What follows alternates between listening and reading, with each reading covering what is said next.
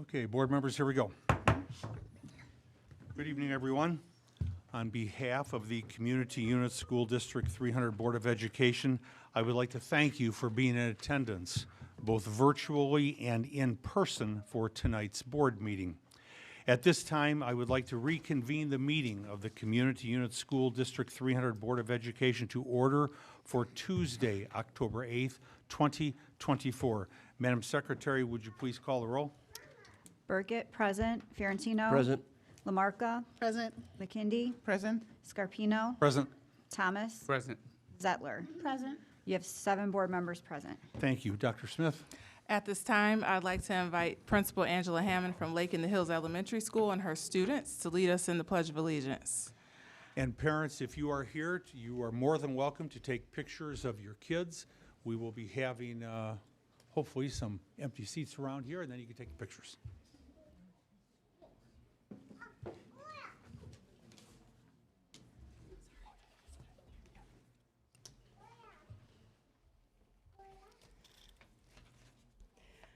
Good evening, board members, Dr. Smith, families, and colleagues.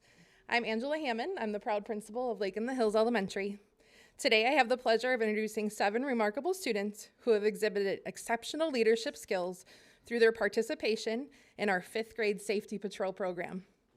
This program, led by our dedicated 5th grade teacher, Anna Jensky, provides an opportunity for students to take on significant responsibilities within our school community. To be selected for Safety Patrol, students must complete an application process, ensuring that only those truly committed to leadership and service are chosen. Our 5th grade Safety Patrol members play a vital role in maintaining a positive and safe school environment. They greet fellow students, assist with breakfast, supervise hallways, and ensure our kindergartners safely reach their buses. Today, we celebrate these 7 outstanding students who not only meet the expectations for our PBIS PALS program, but serve as role models for their peers. More specifically, they are Leopard PALS who respect property, all others, learning, and themselves. It is with great pride that I introduce you to our 5th grade Safety Patrol leaders. When I say your name, please step forward and wave. Chloe Markowski, Willa Schwartz, Jasper Schwartz, Gianna Ariano, Mia Ariano, Julian Cabrera, Gio Manzella. I would also like to take a moment to introduce Joe Postowski, our assistant principal, and Anna Jensky, our 5th grade teacher who leads our Safety Patrol program.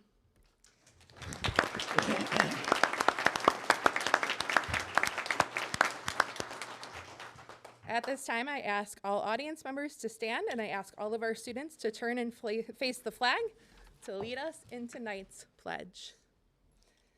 I pledge allegiance to the flag of the United States of America and to the republic for which it stands, one nation, under God, indivisible, with liberty and justice for all.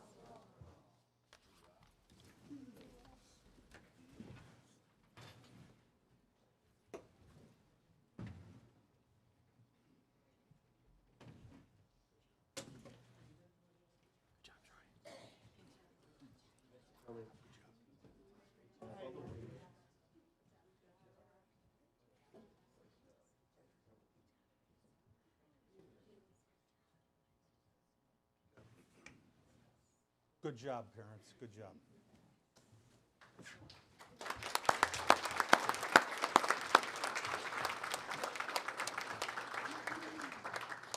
For those parents that have students here, if you want to leave, please, you're more than welcome to.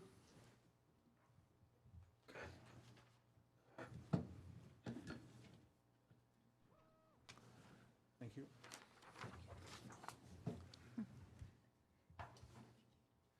We're on item number 5, the approval of the agenda. There were no changes made to the agenda. Do I have a motion to approve the agenda? So moved. Second. Madam Secretary, would you please take the roll? Fiorentino. Aye. Zettler. Aye. Thomas. Aye. McKindy, Aye. Scarpino, Aye. Lamarcus, Aye. Burkett. Aye. Motion passes 7-0. Thank you. Dr. Smith? For tonight's student recognition, I'd like to invite Kelly Manoffee, Assistant Superintendent of High Schools in Oak Ridge, to the podium to share details about the fall academic recognitions for Jacobs High School. Then Mrs. Manoffee will introduce Jacobs High School Principal, Dr. Chris Testoni. Good evening, members of the board, Superintendent Smith, and community members. Tonight, we are excited to recognize academic scholars from Jacobs High School. Some of these students are here for a single recognition, while others are here for multiple recognitions. Before proceeding with the recognitions, I'd like to provide an overview of the awards. The SAT STARS Award is granted to students who scored a composite of 1,400 or higher on the SAT out of a total of 1,600. This is a two-part assessment, which is evidence-based reading and writing and mathematics. We have a number of AP Scholars. AP Scholars are broken down into 3 different distinctions: AP Scholars with Honor, and AP Scholars with Distinction. The AP Scholars Award is granted to students who receive scores of 3 or higher on 3 or more AP exams. The AP Scholar with Honor Award is granted to students who receive an average score of at least 3.25 on all AP exams taken, and scores of 3 or higher on 4 or more of these exams. And finally, the AP Scholar with Distinction Award is granted to students who receive an average score of at least 3.5 on all AP exams taken, and scores of 3 or higher on 5 or more of these exams. These are all outstanding accomplishments for any of these categories. Over the past several years, we continue to have a growing AP Capstone program. The AP Capstone Diploma is granted to students who earn scores of 3 or higher in AP Seminar and AP Research, and on 4 additional AP exams of their choosing. The AP Seminar and Research Certificate is granted to students who earn scores of 3 or higher in both AP Seminar and AP Research. And tonight, we also have 2 National Merit semifinalists. Of over 1.6 million entries, only 16,000 of the highest scores are recognized as National Merit semifinalists in September from the PSAT and MSQT, given in the fall of their junior year. And finally, College Board now has a national recognition program called Big Future that honors underrepresented students for their achievements.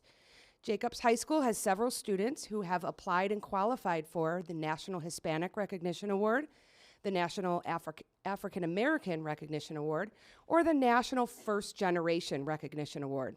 Students who qualify for this recognition must have a GPA of 3.5 or higher and must score in the top 10% of test takers within the program in Illinois on the PSAT NMSQT or PSAT 10, or have earned a score of 3 or higher on 2 or more distinct AP exams in the eligible exam periods. Lastly, many students who have earned recognition tonight are also highly involved beyond academics with extracurricular activities and other commitments and obligations. Not all of our students were able to make it tonight. Please know that we are extremely proud of all of our students for these accomplishments. At this time, I'd like to welcome Principal Chris Testoni to the podium to honor the students from Jacobs High School.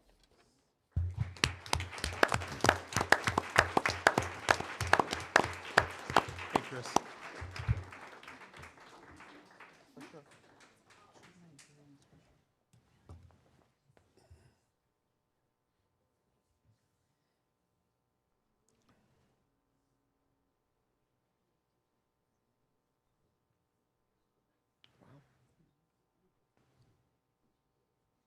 Two rows? There we go. You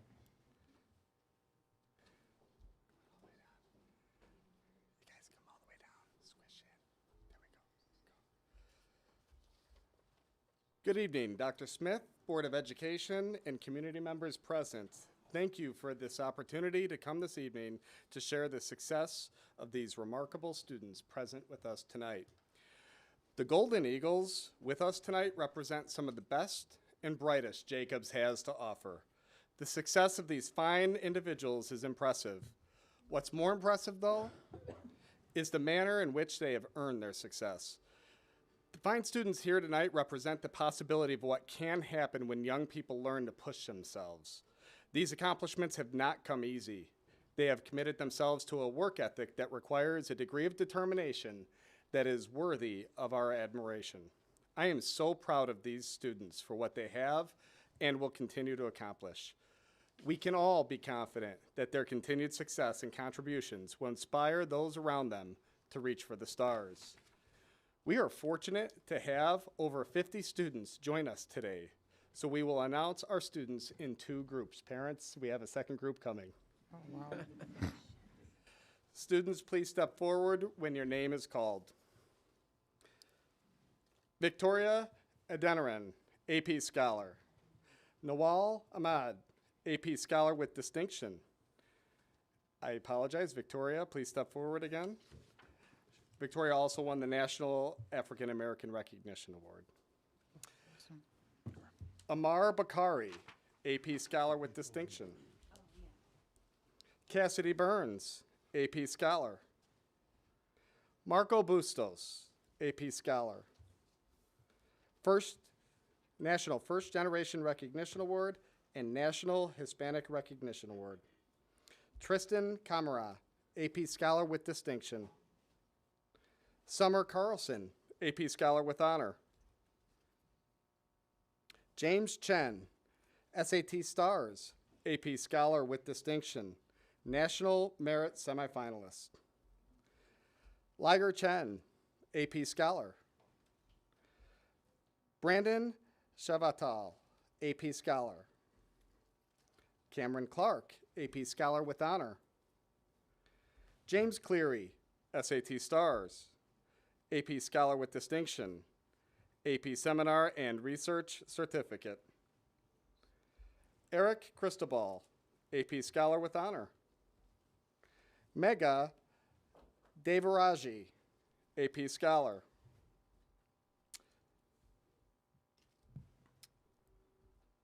Charlotte Dolezal, AP Scholar. Sierra Douglas, AP Scholar. Ella Edgerton, AP Scholar. Catherine Fonani, National African American Recognition Award. Ryan Fulton, SAT Stars, AP Scholar. David M., SAT Stars, AP Scholar with Distinction. Ishan Imadi, AP Scholar. Femi Jaisimi, AP Scholar with Honor. Benjamin Johnson, AP Scholar.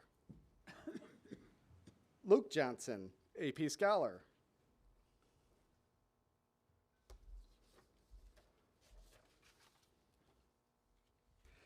Aiden Leensvart, AP Scholar. Holly Levesque, AP Scholar. Sophia Lindgren, AP Scholar with Distinction, AP Seminar and Research Certificate. Khadijah Mahad, AP Scholar. Allison Malone, AP Scholar.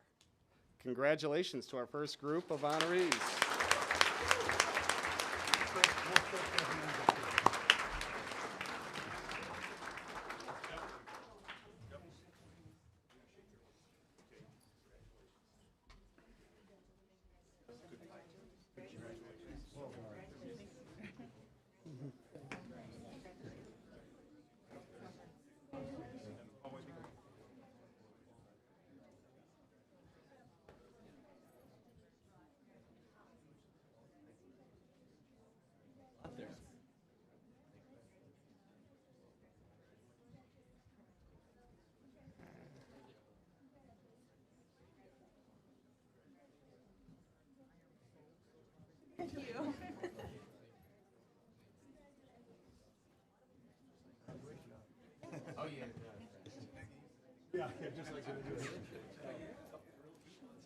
Great job, parents. Very proud of your kids. Good job. Good job.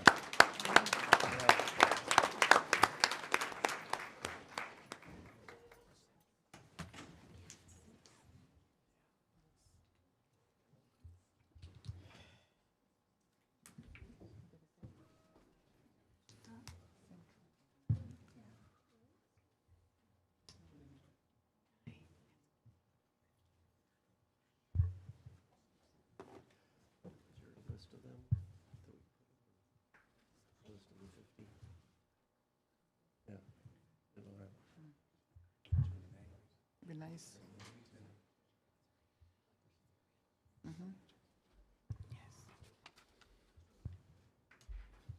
All right, we'll go ahead and bring in our second group of Golden Eagles.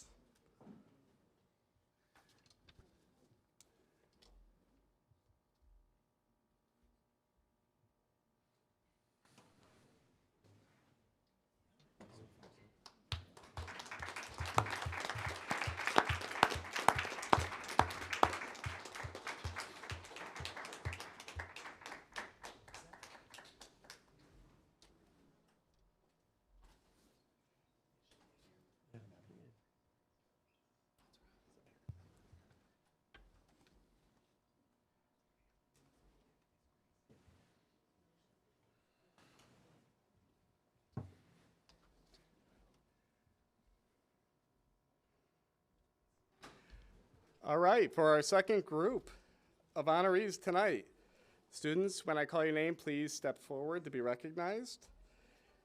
Avery Maloney, AP Scholar. Gianna Moranin, AP Scholar with Honor. You could raise your hands too. Yes, go ahead and raise your hand if you're in the back, sir. Maybe we should have had three groups. Amanda Mayores, AP Scholar with Distinction.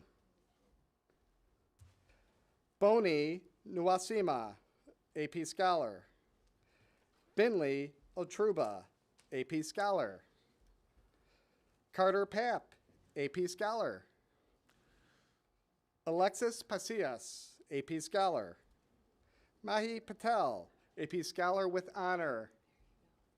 And National First Generation Recognition.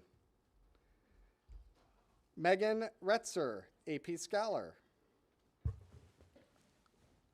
Mahi Patel, AP Scholar with Honor. Owen Richards, AP Scholar. Andrew Robertson, AP Scholar. Iman Syed, AP Scholar with Honor. Dylan Shook, AP Scholar. Kaji Sito, AP Scholar with Honor. Jessica Sohil, AP Scholar and AP Seminar Research and Certificate. Elijah Songfo, AP Scholar. Neil Soriano, AP Scholar with Honor. Joseph Stencil, National African American Recognition Award. Anthony Swish, AP Scholar and National First Generation Recognition. Aiden Sakaris, AP Scholar with Honor, AP Seminar and Research Certificate. Jasmine Turner, AP Scholar, AP Seminar and Research Certificate, and National African American Recognition. Allison Urizar, National Hispanic Recognition Award. Ian Valdez, National Hispanic Recognition Award. Vishwesh Venkatraman, AP Scholar. Michaela Whitley, National First Generation Recognition Award. Caden Womuth, AP Scholar. Charlie Yang, AP Scholar with Honor. Leonardo Diaz, AP Scholar. And Henry Siebert, AP Scholar. And one more, I'm sorry, what was the name? And Grace Morales, AP Scholar, represented by Mom in the audience. Grace. Congratulations to all of our Golden Eagles. Yep.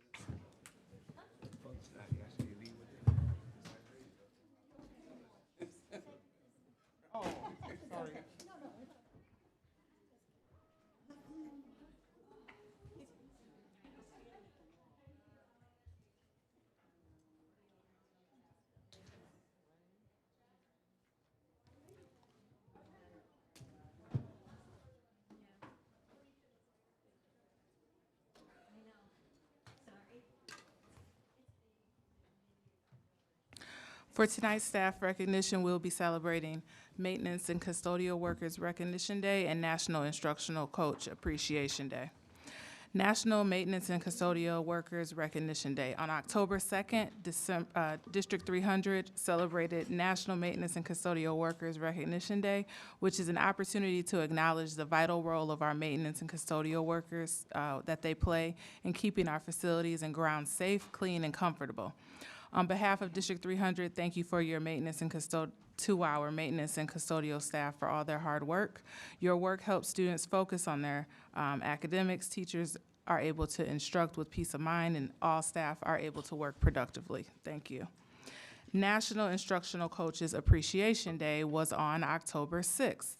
We celebrated our instructional coaches, which recognizes the essential, vital role they play in enhancing all our educational environments.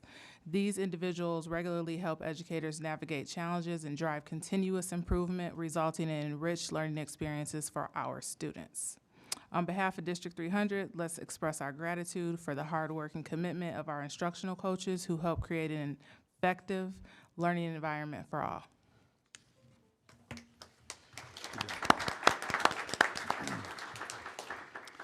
For those who have watched our board meetings both in person and over the internet, you will remember we have rules of decorum.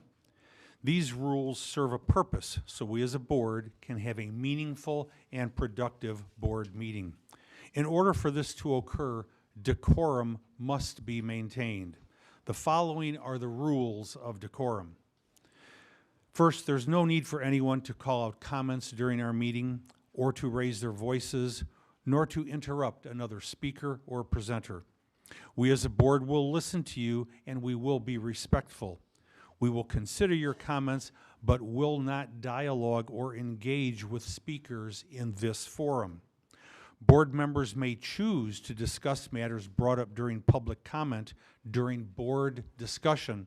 However, I need to remind everyone that this would be a board discussion, and the board will not dialogue or engage with anyone other than the superintendent and other board members. I will ask you to please be respectful, civil, and courteous during our meeting. Next, if a person chooses to be disruptive, I will gavel the person and ask them to please stop their disruptive behavior. Additionally, our district safety officer or his agent may warn them that if they choose to continue their disruptive behavior, additional consequences will be forthcoming. Next, if a person chooses to continue to be disruptive and not follow the rules, they will be removed from our meeting. This action is a direct result of the person's choice to be disruptive. Next, we as a board will respectfully listen to each speaker. Just because we didn't vote the way someone wanted us to does not mean we didn't listen or take time into consideration of what you had to say. Also, please remember we all learn differently. Some of us take notes during presentations and therefore take our eyes off the speaker. It doesn't mean we are not listening. Finally, I want to thank you in advance for your cooperation. The board and I look forward to a meaningful and productive meeting. Regarding the public participation, please note that the Open Meetings Act provides any person the opportunity to address the board under the adopted public participation policy. That being said, The board would like to advise the public that we will not consider statements read during public participation that are not authored by the reader to be credible unless the board has previously received the statement in writing from the author. Additionally, the author should indicate that he or she has granted the public participant the authority to read the statement on his or her behalf. This evening, we have had 6 people sign up for public participation. I will call each of you up to the podium individually. Please state your name and relationship to the district and limit your comments to 3 minutes. Please note the following. Each speaker has been provided with the guidelines for public participation. Minors need to be accompanied by their parents or guardians. The board will consider your comments, but will not dialogue or engage with speakers in this forum. Questions raised may be assigned to the superintendent for an answer. As appropriate, a member of the administration may reach out to the speaker to give them relevant information or to ask for additional information. This is done to make sure the board has all the information needed to properly address the speaker's concerns. Charges, complaints, or challenges against staff members of the district will not be heard in open meetings and should be made in writing to the board and superintendent. We also ask that speakers refrain from personally attacking district staff or members of the board.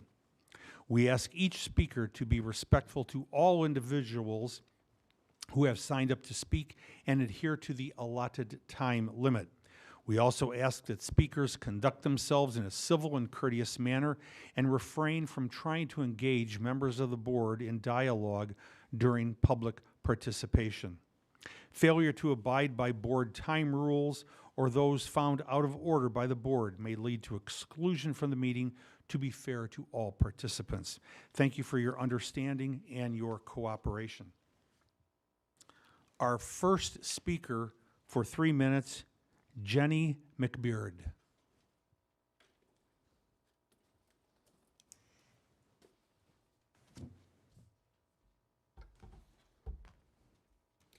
Hello. Thank you so much for the opportunity to get to address the board and Dr. Smith this evening. My name is Jenny McBeard, and my son is in the 4th grade LEAP program at Newbert Elementary. I'm here tonight to ask that a comprehensive repair and revitalization plan be added to the master facility plan for the playground. Newbert is a LEAP program hub, and I am horrified that the condition of a playground that serves a large population of students with developmental disabilities has been allowed to get to the point that it's at. I'm here to ask the board to publicly acknowledge this project must be expedited and to publicly commit to ensuring the safety and accessibility of this playground for all students at Newbert. Thank you very much. Thank you. Our next speaker for 3 minutes, Amber Cotter.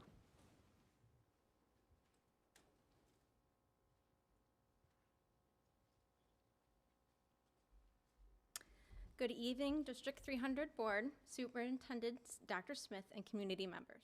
I am Amber Cotter. I have 2 lovely children at Dundee Highlands Elementary, and I'm also a licensed therapist in the community. I'm come today before you with curiosity. I come today before you with a very big question: who is responsible? I can see how that question is vast and how that question is very unclear, so I will ask another question.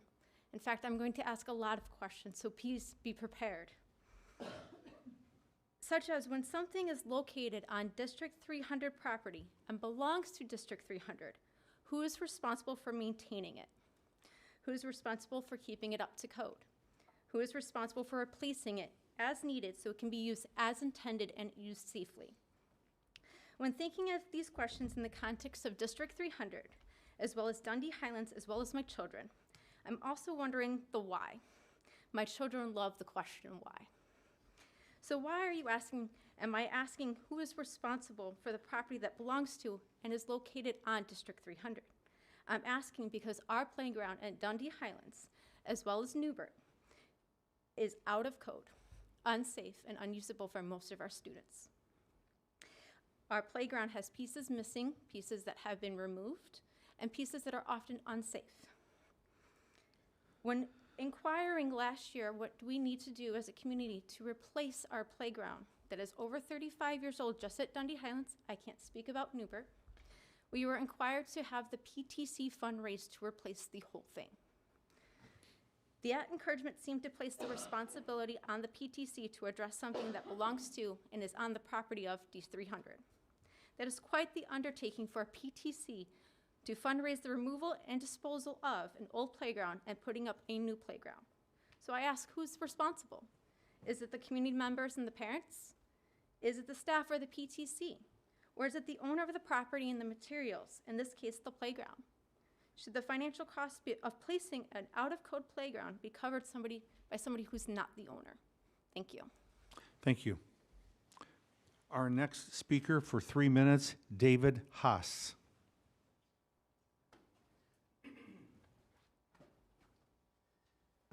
Greetings. My name is David Haas. I'm a parent and of Dundee Highlands as well. And I just sort of want to echo a few of Amber's statements, although just note something a little bit different. I've had a pretty good background in fundraising, and from the time that our PTC was asked to raise funds for the playground, I noted quite often to the principal that we were going to need some answers from the district, and we were going to not be able to make this heavy lift on our own. And I was inspired really to come here from Sarah and hearing about Newbert as we've explored options for Dundee Highlands Playground. It very quickly, and probably people know this already, but it very quickly got over $150,000. And that was without any talk of who's going to demo it, install it, move things, do things. And we were working with a sort of dreamy kind of budget or expectation when we got these quotes. So we know what we can dial back and such. But I really wanted it to come down here after I heard about Newbert and recognize that I didn't realize that there were playgrounds that were worse than Dundee Highlands. It's a great little school with a strong PTC that has done well fundraising over the years. I believe has even fundraised for this playground in the past, making it making another note that we have some teachers in the school that played on the same playground equipment that they're now at. And I bet that's not uncommon in this district. So I don't want Dundee Highlands to be left behind in this process. I want Newbert to get what they need. I want the schools to sort of line up and get some order and ensure that this gets into that facility plan that I heard about in the past, okay? Thank you so much. Thank you. Our next speaker for 3 minutes, Sarah Fell. I'm sorry if I'm... Paul. I'm sorry.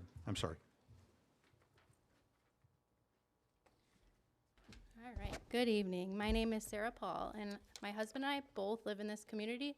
My husband even taught in the district for a number of years at Hampshire and Dundee Crown High School. I am also a teacher in another district. We have a first grader and 2 more kids coming to Newbert in the next few years. We love the community. We have had nothing but great, opportunities, and Newbert has been wonderful since he's been there. But we're saddened by some things that happened this year. So before I plead our case, I wanted to bring a couple things to light. An email sent addressing our concerns stated that the PTO does not have to fund playgrounds, yet somehow there's this culture created by central office and administration where the onus is on the parents to fundraise. And the community is asking that you take this onus off the parents, as this is a budget priority that the district needs to resolve. Another email stated that according to Board Policy Section 4150, the board should maintain an appropriate and safe physical environment for teaching and learning, and that the superintendent shall provide the board with reports on maintenance and needs, including cost analysis. If that was the case, I believe the board would have known how the playgrounds have been funded rather than questioning it at the last board meeting. I believe Newbert would not have become so dilapidated if this was the case. Also, if this was the case, then why, after my concerns at the last board meeting, have so many updates now taken place in the last 3 weeks? If playgrounds were inspected yearly, as was stated in emails, there would be a budget in place for these fixes already. If there were inspections and a budget in place, every administrator would be able to tell concerned parents what steps would need to be taken to get these playgrounds fixed. But unfortunately, every administrator at every school has had a different response to fixing safety issues and updating playgrounds, or passed it over to the PTO. Now look, in my time as an educator, I've learned a thing or two about kids. Something that we constantly come back to is that our kids are always watching, always listening. Do you know what the kids in our community have heard this month? That mom cares about the things I care about, that dad isn't going to give up, that my neighbors are going to stand up for us and get us a new playground. We need them to remember that, because one day we will all have moved on from here. But some of them are going to be sitting up there, listening to a concerned parent, asking for help. We need to remember that when they were young, we showed them how much they and the community matter to us. We are asking that you do the same now. The current practice is at best heartbreakingly difficult, and at its worst, impossible for smaller schools to even get a new park. Recess is built into their day the same way that PE, music, and art are built in, and for a reason, because you all believe that it is necessary for growth and for learning. So show our kids that you believe that still. Commit to putting parks in your master facility plan, not just reviewing. Fix and replace them before they look Thank like you. Newbert. Give the kids Our a next safe speaker place. for 3 minutes is Jennifer Jensen.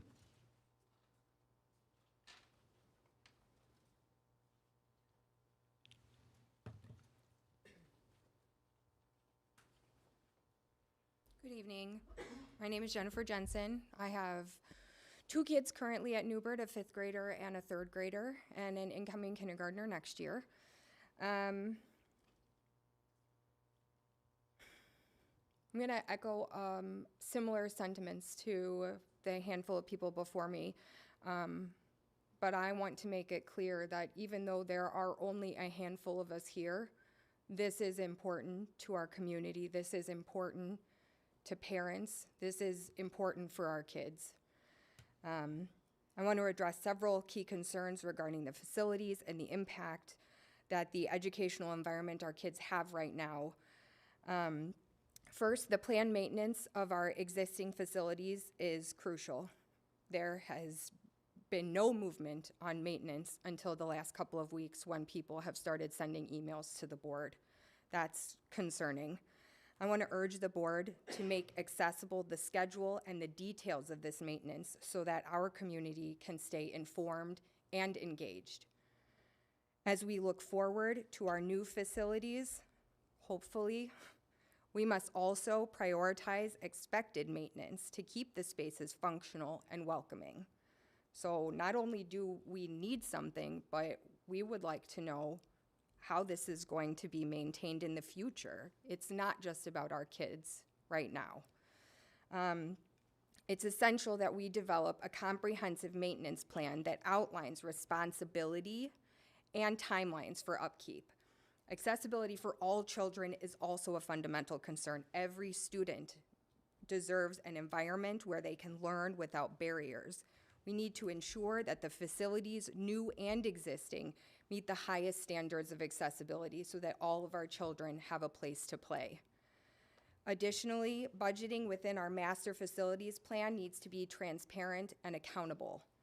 Clear communication about how funds are allocated and spent is going to foster trust and ensure community support. Right now, I don't think very many of us are feeling like we have any support or like we want to support any plan. I would like us to work together to create an environment that prioritizes our children's needs, maintains our facilities responsibly, and promotes transparency in our planning. Thank you for your attention and your commitment to this important issue. Thank you. Our last speaker this evening is Monique Case for 3 minutes.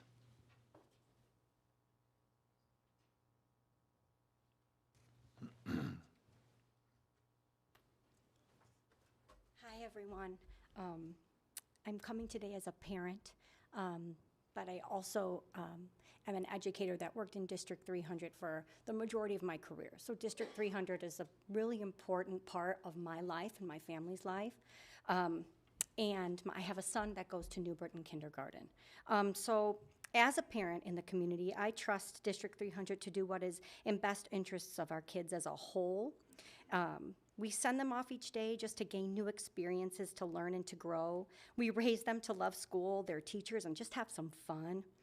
I've had the privilege of spending time inside Newbert Elementary, and what I see is a learning-rich environment with busy, inclusive classrooms where welcoming staff and teachers take pride in their rooms. That's reflected all the way down in the hallways. It's hard to believe the outside of the school doesn't mirror the quality on the inside.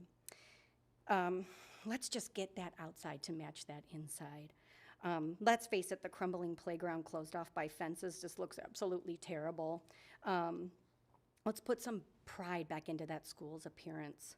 I'm just one part of a large community of parents who remain positive and solutions-driven when asking for a new safe and accessible playground, which is a necessary part of a school, especially now when we're in a time where every single thing is planned and structured activities, and they just take over our busy lives. A playground gives kids that special time of unstructured play and a much-needed break, which is crucial to their development.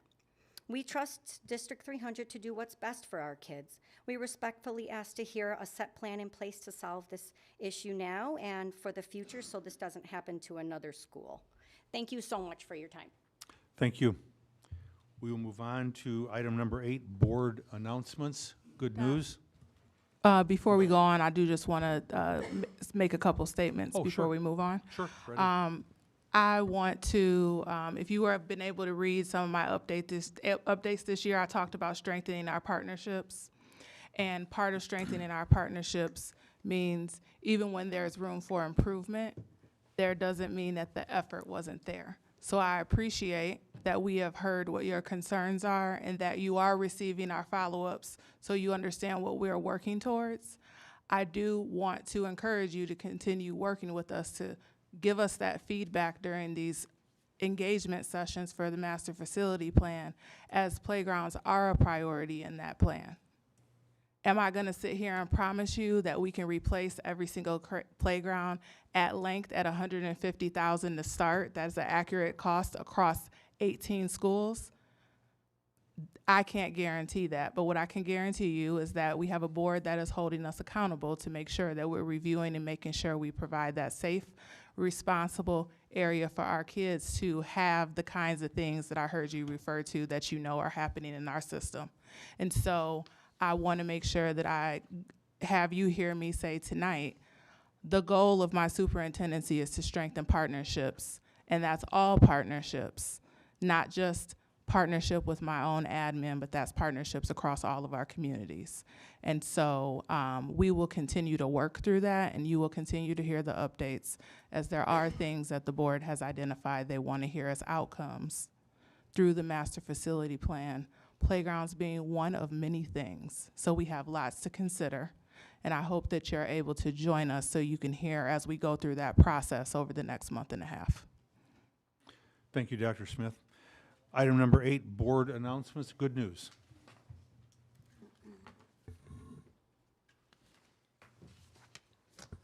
Families and community members invited to provide input on District 300 Master Facility Plan.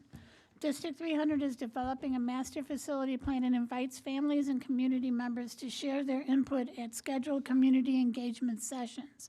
Feedback will help shape the district's plan to upgrade schools and buildings, ensuring they meet the evolving needs of students in the community.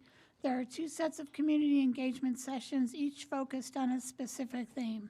During the Envision and Define sessions, attendings will share their vision and goals for school-related environments, including school buildings and student activity spaces. As you can see on this slide, the Envision and Define sessions will take place from 6 p.m. to 8 p.m. on Tuesday, October 15th at Hampshire High School, Wednesday, October 16th at Dundee Crown High School, and Monday, October 21st at Jacobs High School. Next, during the Consider Community Engagement sessions, attendees will review project options and help the district prioritize them. Excuse me. The Consider sessions, as you can see on this slide, will take place from 6 to 8 p.m. on Tuesday, November 12th at Hampshire High School, Wednesday, November 13th at Dundee Crown High School, and Thursday, November 14th at Jacobs High School. Please note, as the format of each envisioned and defined session is the same, and the format for each considered session is the same, the district recommends attending only one session from each category. To learn more about the master facility plan or to register for a community engagement session, please visit d300.org/MFP. Again, that website is d300.org/MFP. Community partnerships strengthened through District 300 Leadership Council meeting. Earlier this month, District 300 hosted a Leadership Council meeting to further strengthen its community partnerships. Leadership from the district met with officials from local village offices, police and fire departments, libraries, park districts, and other agencies. Topics covered during the Leadership Council meeting included the District 300 Master Facility Plan and college and career readiness, with attendees also sharing updates on their organizational work. During the college and career readiness portion of the meeting, students representing all 3 District 300 high schools shared information and feedback about career and technical education, or CTE, with the audience. The meeting aligned with District 300's Strategic Plan Goal 4, which seeks to ensure all stakeholders have a voice in guiding district decision-making. District 300 appreciates the input of those who attended the Leadership Council meeting and thanks participants for continuing to partner with the district. The approved District 300 budget for the 2024-2025 school year is now available online. To view the budget, please visit d300.org and scroll down to the news section. District 300 recognizes National School Bus Safety Week. District 300 is joining the National Highway Traffic Safety Administration in recognizing National School Bus Safety Week. This year, the week will take place from Monday, October 21st through Friday, October 25th. Please help District 300 keep student bus riders and other commuters safe. To view bus safety tips, statistics, and more, visit the National Highway Traffic Safety Administration website and search for school bus safety. Agenda item number 9 is the superintendent report. Dr. Smith. I invite Mr. Mark Wetzel up to the podium. Good evening, school board members, Superintendent Smith, and community members. Each year, a number of schools in District 300 adopt a board member, serving as a foundation to build stronger relationships.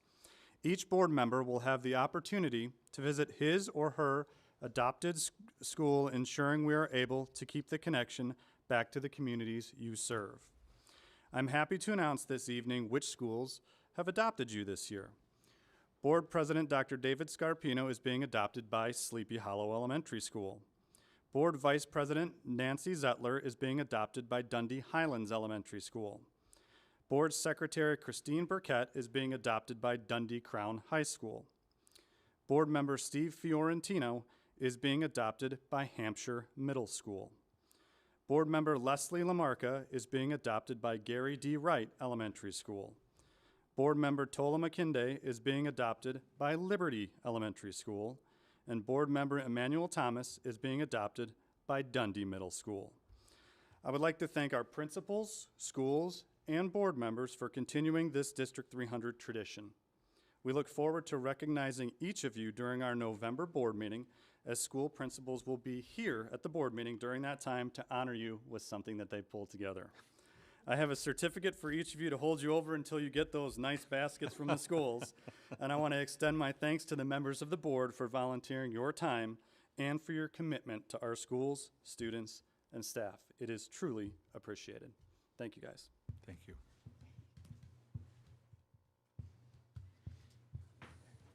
Thanks a lot. Appreciate it.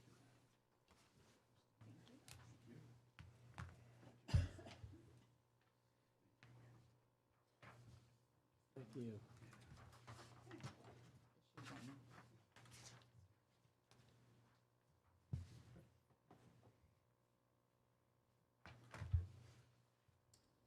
School improvement plans. I know, you got it. Yep. Good evening, Board of Education. Thank you so much for the time this evening. I'm happy to provide you with a brief update on the school improvement plans for District 300 schools. When the district began its work on the current strategic plan goal areas, we also made the intentional decision to modify our focus areas for school improvement planning so that we could ensure that the work being done at the schools reflected the direction that the district intended to be heading through the lens of the strategic plan. The 5 goal areas within the school improvement plans are directly tied to goals 1 and 2 of the strategic plan as listed on the screen. As the building leaders execute their individual plans in their schools, they indirectly are supporting goals 3, 4, and 5 through carrying out the various activities in their school improvement plan. At the start of each school year, school teams come together to examine the accomplishments of the previous year by reviewing their goals and the available data in the identified areas. They discuss the direction of their school improvement planning and draft updated action statements for the upcoming year. On the screen, you can see statements for the upcoming year as samples about how goal statements look in each one of the school improvement plans. Just below the goal statement, you can see an example of what each school internally has as far as their action statements as they identify the next steps to focus on with their staff in order to accomplish their goals by the end of this year. School teams, which are made up of various stakeholders within each school community, continue to update these statements as their work is completed throughout the school year. Tonight, our intent is to share with the board and the community a few summary points as evidence of the work of our schools through their school improvement plans. The first area to report on is chronic absenteeism. A student is chronically absent if they have missed 10% or more of the year, regardless of the excuse of the absence. As a result of the hard work of our school teams and our families, the metric of chronic absenteeism has decreased from 31% in the 21-22 school year down to 22% this past school year.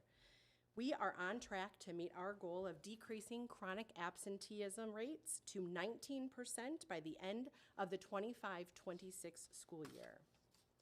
The main focus for our school improvement plans included work in 5 key areas: staff development in attendance data, developing family engagement practices, using data to make decisions, developing school culture and community, as well as targeted interventions and supports in the area of attendance. As a result, 22 of our schools saw a decrease in chronic absenteeism last year. On average, the district saw a decrease of 4% in chronic absent rates, with elementary decreasing an astonishing 6% in 1 year. The second area to report on is the area of student behavior. Our goal as a district is to decrease negative student behaviors as measured by the daily average office discipline referral rates in each school. This past year, 15 schools saw a decrease in their average daily office discipline rates. As a district last year, we averaged 96 office discipline referrals per day, and our goal is to reach an average of 83 office discipline referrals by the end of the 25-26 school year. On average, we saw a slight increase in school discipline referral metrics this past school year. We did have many schools that decreased their average daily office discipline referrals, as evidenced by the range of scores on the right-hand side of your screen. The 5 most common areas of work in the area of behavior on the school improvement plans can be captured in the following categories: teaching and implementing strategies to staff to address certain types of behaviors, reviewing data frequently, following a multi-tiered system of support in the area of behavior, clearly setting behavior expectations across all school areas, and engaging in restorative practices. Our next category is examining student belonging data. At the end of the last school year, 16 of our schools saw an increase in their students' sense of belonging and having a trusted adult in their school. On average, 87% of the nearly 11,000 students who responded to the survey last year reported having a trusted adult in their school. Our goal is to reach 92% by the end of the 25-26 school year. The key themes of the work completed through the school improvement plans were focused on restorative practices, training staff on cultural identity and diversity, focusing on community through implementing community circles in the classrooms, and focusing on creating a welcoming and nurturing school environment. Each year, we internally monitor our progress in reading and math by using the iReady benchmark assessment in grades K through 8. It is our goal to increase the percent of students meeting or exceeding reading standards in each school from 34% reported in 22-23 school year to 43% by the 25-26 school year. This past year, we had an average of 35% of our students on or above level at the end of the school year, according to the iReady measures. When we averaged the change for each of our schools' growth, we did not see an increase in our average as a whole district. However, our middle schools did see an average growth of 2%, and we had a range of growth in the schools as indicated on the right, topping the charts with several schools having a 5% gain in their reading. The main areas of focus last year in the area of reading on the school improvement plans were categorized in the following areas: a deep focus on the science of reading via the new materials, a shift in instructional practices such as interacting with the text at the secondary level, an emphasis on collaborative teamwork through the PLC process with a focus on data-driven decision-making, differentiation in the classrooms, and providing targeted feedback to students on their work. In the area of mathematics, we saw an increase of proficiency in math of 1% on the iReady assessment from the 22-23 school year to the 23-24 school year. Our goal is 37% of students meeting or exceeding standards in math by the end of the 25-26 school year. The average change in district math achievement was an increase of 1% as a whole. As you can see on the right side of your screen, there was a wide range of growth in the schools with the highest percentage of change at a 6% gain. The key areas of work this past year in school improvement planning were in the following areas of math. They had a deep focus on math workshop model at the elementary level, targeted feedback to students at the secondary level, professional development and coaching around math discourse, and developing common formative assessments through the PLC process. As you can see, the schools are working very hard to remain focused on the key elements supporting the strategic plan through their intentional implementation of items through their school improvement planning. All D300 schools will have their updated school improvement plans posted to their websites for their schools within the next 30 days. Thank you for your time this evening, and does the board have any questions? Board members, any questions? No? Thank you very much. Item number 10, board discussion, standing board committee operations. Yes, the next operations committee meeting will be Tuesday, November 12th at 4:30. As we always say, we are now recording those so people can watch them later. That's where we talk about a lot of the things that are part of the master facility plan and budget things and approve expenditures. So I encourage people to tune into those meetings who can't attend because they're at 4:30. But there's a lot of information there. Can I just add that at the next operations meeting, we've been asked to bring the board an update of some of the initial findings and feedback as it relates to the master facility plan. So we plan to do that November 12th. Okay, thank you. Board discussion, comments, any board members? No. Item number 11, items for discussion. I will read each item individually to allow for any discussion. As a note to those in attendance, both virtually and in person, some of these items have been vetted through the Board Operations Committee, which is why there may not be a need for new discussion. 11.1, Board Meeting Minutes. 11.2, Disposal Report. 11.3, Copier Paper Bid. 11.4, Architectural contract. 11.5, science supplies contract extension. 11.6, budget calendar / designee resolution. 11.7, school maintenance project grant program. 11.8, technology services project. 11.9, parent group recognition. 11.10, open enrollment service renewal. And item 11.11, Freedom of Information Act report. Consent items. Do I have a motion to approve the consent items? So moved. Second. Madam Secretary, would you please take the roll? Fiorentino? Aye. Zettler? Aye. Burkett, aye. Lamarca? Aye. McKindy? Aye. Scarpino? Aye. Thomas? Motion passes 7-0. Thank you. Item number 13, roll call action items. 13.1, student discipline case number 1.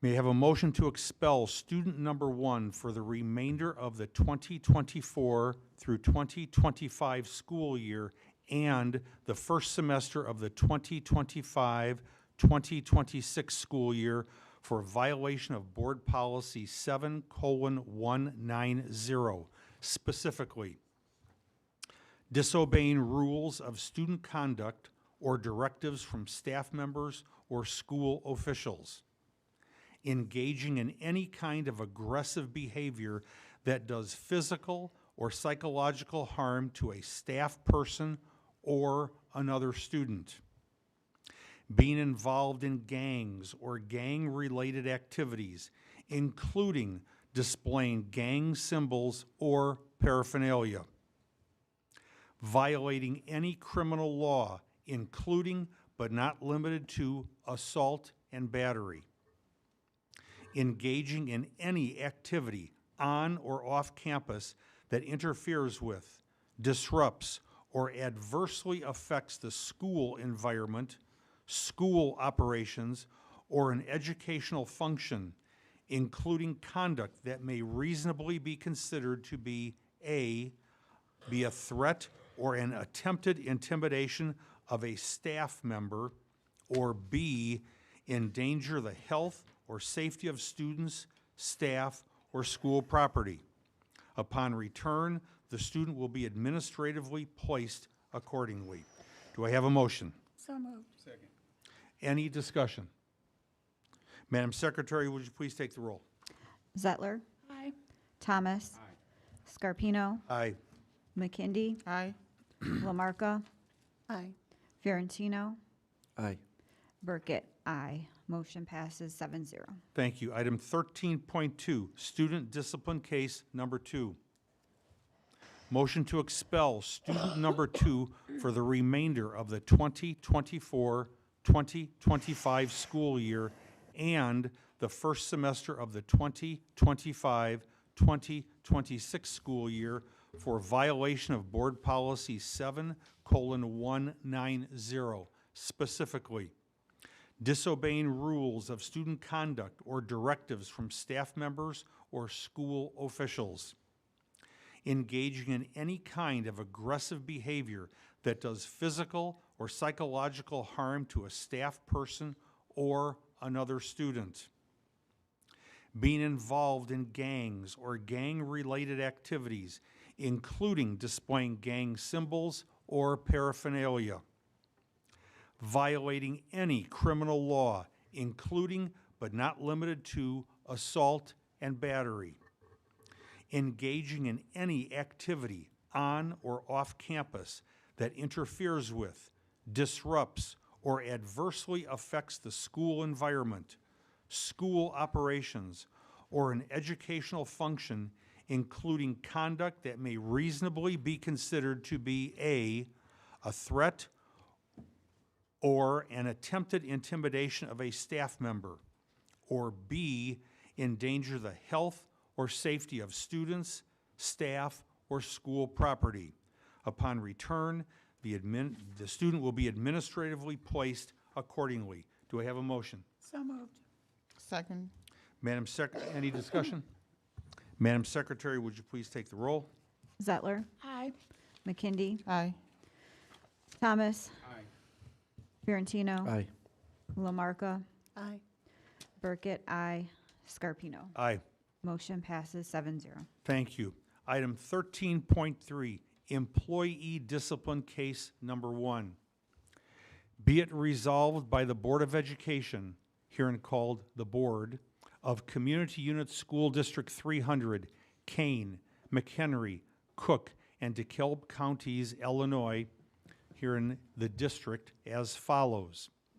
Number 1, the board herewith finds and determines that evidence shows that Quentin Lawrencek, a tenured teacher in the district, failed to comply with Board Policies 5:90, Section 1, and 5:120. Number 2, the President and Secretary of the Board are hereby authorized and directed to serve or cause to be served on Quentin Lawrencek a 5-day unpaid suspension and notice to remedy substantially in the form of Exhibit 1, attached hereto and made a part hereof. The notice to remedy also references directives which, if not followed, may result in the employee's dismissal. This resolution shall be in full force and effect upon its adoption. Finally, the 5-day unpaid suspension days will be served on October 17th, 2024, October 18th, 2024, October 21st, 2024, October 22nd, 2024, and October 23rd, 2024. If approved and adopted this 8th day of October 2024 by a roll call vote. Do I have a motion? So moved. Second. Any discussion? Madam Secretary, would you please call the roll? Lamarca, Aye. Zettler, McKindy, Aye. Burkett, aye. Thomas, Aye. Scarpino, Aye. Fiorentino. Aye. Motion passes 7-0. Thank you. Item number 14, closed session. Do I have a motion to go into closed session for the purpose of discussing 1, the appointment, employment, compensation, discipline, performance, or dismissal of specific employees of the public body, 2, parenthesis 1. Number 2, litigation, 2, parenthesis 11. Number 3, student disciplinary cases, 2, parenthesis 9. And 4, security procedures, school building safety and security, and the use of personnel to respond to an actual, a threatened, or a reasonably potential danger to the safety of employees, students, staff, the public, or public property, 2, parenthesis 8. Do I have a motion? So moved. Madam Secretary, would you please take the roll? McKindy, Aye. Thomas, Burkett, aye. Zettler, Scarpino, Aye. Lamarca, Aye. Fiorentino. Aye. Motion passes 7-0. Thank you. We'll be going into closed session. Thank you.